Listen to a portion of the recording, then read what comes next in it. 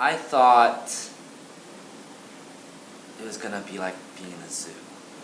Specifically the reptile section of like the Bronx Zoo, where there's glass everywhere, and you see, look but don't touch the artist, don't tap on the glass, that kind of stuff.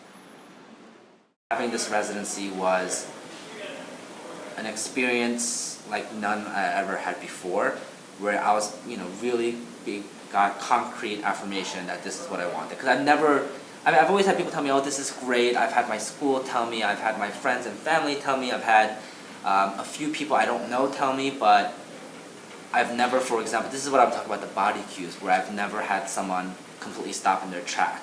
I've never thought my artwork was capable of arresting movement like that.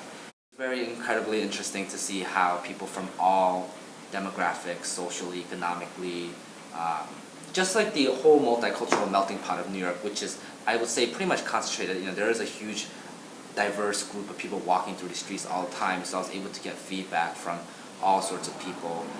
And nonverbal feedback, I think.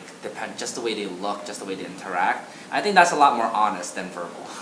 People lie, but their face, the way their body suddenly jolts, those aren't lies. You can't control that. Well, there was an initial difficulty, which was having a lot of people look at me. Because my practice is usually something that's very personal, very private, and before this week, I was used to spending 12 to 13 hours in my studio at night with none of my other studio mates there, just by myself. So that was the most difficult, but in the end, that actually became the highlight, interacting with the people. Which again is something that when I came into this residency, I didn't really factor in as much how much I would interact. I knew that because there was a glass window there, people would be able to see me, I would be able to see them, but the amount of interaction, I think, was the highlight.